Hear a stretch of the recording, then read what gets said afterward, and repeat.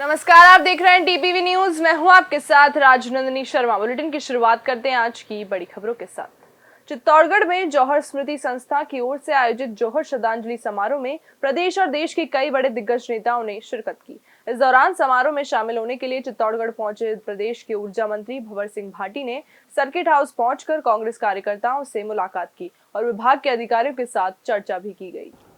देखिए, सबसे पहले तो मैं इस मेवाड़ की धरती को नमन करता हूँ, जो शौर्य और त्याग और एक स्वाभिमान के रूप में मेवाड़ की पहचान है। और जौहर स्मृति संस्थान के द्वारा जो आज का जो आयोजन है, ये वर्षों से चित्तौड़ में आयोजित किया जाता है। और जिन वीरांगनाओं ने अपनी आन बान और शान के लिए अपने प्राणों की आहुति, हजारों वीरांगनाओं ने प्राणों की आहुति दे दी, उनकी स्मृति में उनको श्रद्धांजलि देने के लिए ये हर वर्ष आयोजन किया जाता है। और इस आयोजन में चूँकि पिछले 2 सालों से कोविड की वजह से ये कार्यक्रम नहीं हो पा रहे थे, लेकिन चूँकि ये परिस्थितियाँ सामान्य हुई है, तो इस बार जौहर स्मृति संस्थान के द्वारा जो जौहर दिवस का ये कार्यक्रम है, इसमें मुझे भी शामिल होने का संस्थान के पदाधिकारियों ने निमंत्रण दिया, तो मैं भी इसमें शामिल हुआ हूँ। धनाव में थार महोत्सव को देखने के लिए बड़ी संख्या में सैलानियों की भीड़ लगी हुई है। गैर नृत्य, थार की कला, संस्कृति और पर्यटन को बढ़ावा देने के उद्देश्य से आयोजित महोत्सव को देखने के लिए बड़ी संख्या में सैलानी पहुंच रहे हैं। साथ ही बता दें कि कार्यक्रम के तीसरे दिन चौहटन उपखंड मुख्यालय में सांस्कृतिक भजन संध्या का आयोजन भी किया गया।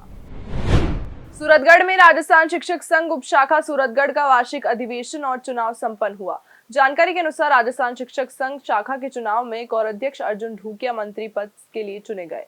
इस दौरान सूरतगढ़ पंचायत समिति के प्रधान हजारीराम मील ने राज्य सरकार को संवेदनशील बताते हुए अपने स्तर पर शिक्षकों और कर्मचारी वर्ग की समस्याओं के निस्तारण करने का आश्वासन दिया और ओपीएस पर गहलोत सरकार का आभार जताते हुए अधिवेशन के प्रथम सत्र में निवर्तमान मंत्री विनोद तरड़ ने वार्षिक प्रतिवेदन प्रस्तुत करते हुए गत वर्ष का लेखा जोखा रखा। किशनगढ़ के गांधीनगर थाना क्षेत्र में जयपुर अजमेर रोड स्थित खाली प्लॉट में शव मिलने से सनसनी फैल गई।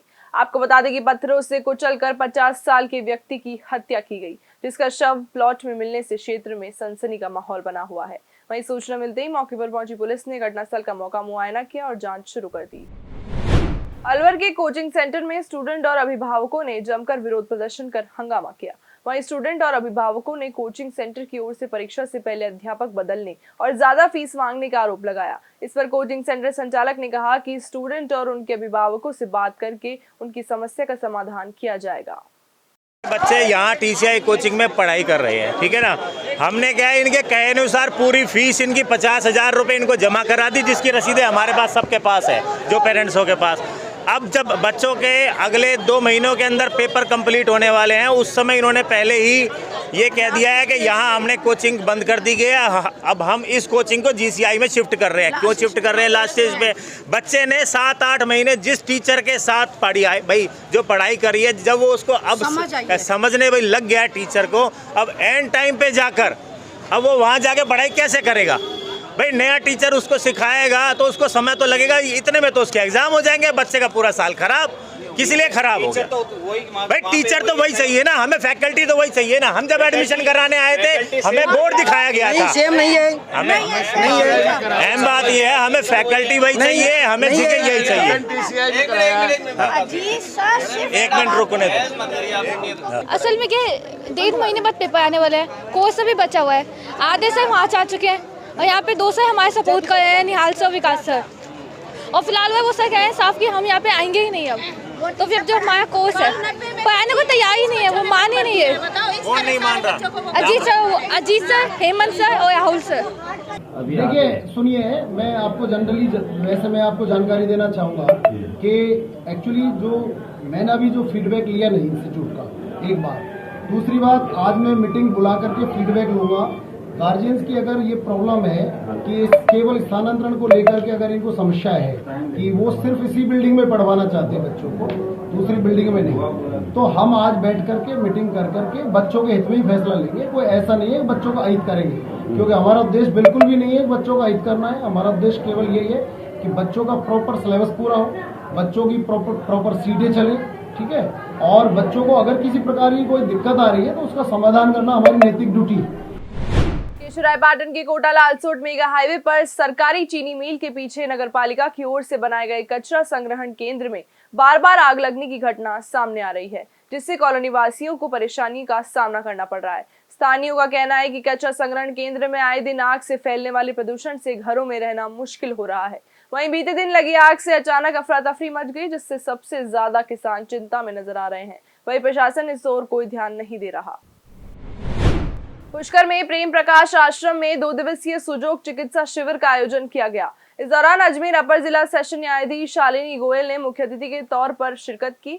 वहीं आपको बता दें कि इस 2 दिवसीय सुजोग चिकित्सा शिविर में चंडीगढ़ के प्रसिद्ध डॉक्टर जुगल चहल और देहरादून के डॉक्टर सुभाष चौधरी ने मरीजों को अपनी सुजोग पद्धति से मरीजों का इलाज किया।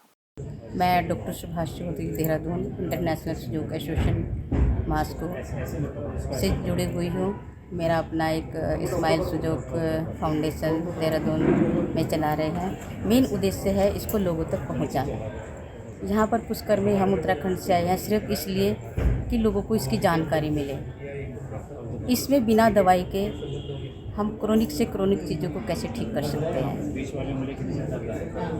कई बार इतनी प्रॉब्लम्स हो जाती है, हमारे पास पैसा नहीं होता, मजबूरी हो जाती है कि हम इसको कैसे इलाज कराएं। अगर सुजोग थेरेपी का हमको मालूम है इसके बारे में, तो सुजोग थेरेपी से हम उसको बिल्कुल कवर कर सकते हैं। मैं इस ब्रह्म नगरी में, पवित्र नगरी में हमारे द्वारा एक निःशुल्क चिकित्सा शिविर का आयोजन किया जा रहा है, जिसको सुजोग थेरेपी बोलते हैं। और इसमें सभी व्यक्तियों को, सभी वर्ग के लोगों को कोई भी चिकित्सा के लिए यहाँ पे आके और सुविधा प्राप्त कर सकता है। उसके लिए हमने किसी भी प्रकार का कोई चार्ज नहीं रखा है।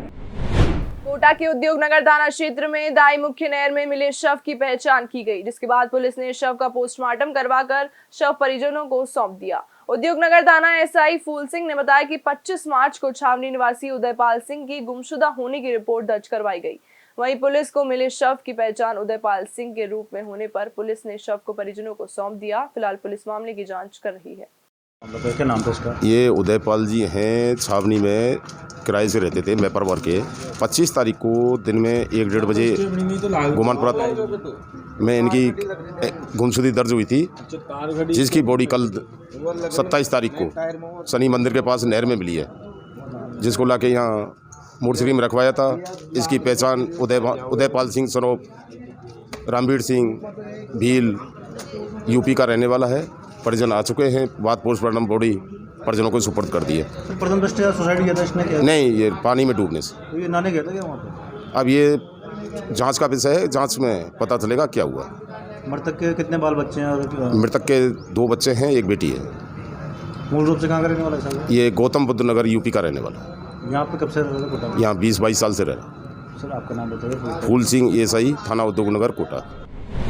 भारत सरकार की ओर से राष्ट्रीयकृत बैंकों का निजीकरण करने और अन्य मांगों को लेकर बैंक कर्मचारी 2 दिवसीय हड़ताल पर रहे, जिसके चलते करोड़ों का कारोबार प्रभावित हो रहा है।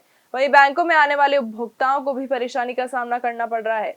राजस्थान प्रदेश बैंक एम्प्लॉयज यूनियन के बैनर तले Kotdi Gumanpura bank of Baroda bank पर बैंक कर्मियों ने विरोध प्रदर्शन किया और वित्त मंत्री के खिलाफ नारेबाजी करते हुए विरोध जताया। कॉरपोरेट घरानों को लोन देकर जो माफ़ कर रही है, उसका बोझ आम जनता पर सर्विस चार्ज के रूप में डाल रही है। सबको पता है कि 2010 में 12 तक जो बैंक ऑफ ब्याज दर 10% बैंक दिया करता था कस्टमर को, वो आज घटकर 5% हो गया है। क्यों? क्योंकि बैंक बड़े औद्योगिक घरानों को जो लोन माफ़ कर रही है, उसकी वसूली आम जनता को कम ब्याज देकर कर रही है, जबकि महंगाई अपने चरम सीमा पर है। हमें हड़ताल करने का कोई शौक नहीं है, ये आखिरी विकल्प है। ये हड़ताल हमारे द्वारा जनता के हित में आह्वान की गई है। जब सरकार लगातार ब्याज दरें कम करती जा रही है, जनता के ऊपर सर्विस चार्जेज के रूप में प्रभार बढ़ाती जा रही है, कॉरपोरेट घरानों को लोन देके राइट ऑफ करती जा रही है। बता प्रतापगढ़ में भाजपा पार्षदों और पदाधिकारियों ने नगर परिषद में कार्य कर रहे कर्मचारियों को बाहर निकालकर मेन गेट पर ताला लगा दिया। आपको बता दें कि विद्युत निगम की 1,76,00,000 रुपए बकाया राशि जमा नहीं करवाने पर नगर परिषद का कनेक्शन काट दिया गया है, जिससे शहर 2 दिन से अंधेरे में है। ठेकेदारों का भुगतान नहीं होने से कचरा संग्रहण की गाड़ियां बीते 5 दिनों से बंद है और नगर परिषद पूरी तरह से कंगाली की कगार पर है, जिसको लेकर जनता में जबरदस्त आक्रोश व्याप्त है। आज नगर परिषद की तानाशाही रवैये के लिए भारतीय जनता पार्टी एवं भाजपा के सभी पार्षदों द्वारा आज नगर परिषद गेट पर ताला लगाया गया है। आज इस बेशर्म नगर परिषद द्वारा लगातार 5 दिन से कचरे की गाड़ियाँ पूरी जो बंद कर दी गई है, जगह जगह कचरे के ढेर हो गए हैं और इन बेशर्मों को शर्म नहीं आ रही है। 4 दिन से पूरा प्रतापगढ़ अंधेरे में है। सीवरेज का काम चल रहा है, इस अंधेरे की वजह से कई दुर्घटना घटित हो चुकी है। फिर भी केवल यहाँ अपने आकाओं को खुश करने के लिए केवल भ्रष्टाचार करते जा रहे हैं। फिलहाल इस बुलेटिन में इतना ही। देश दुनिया से जुड़ी तमाम खबरों को देखने के लिए देखते रहिए टीपीवी न्यूज़। नमस्कार।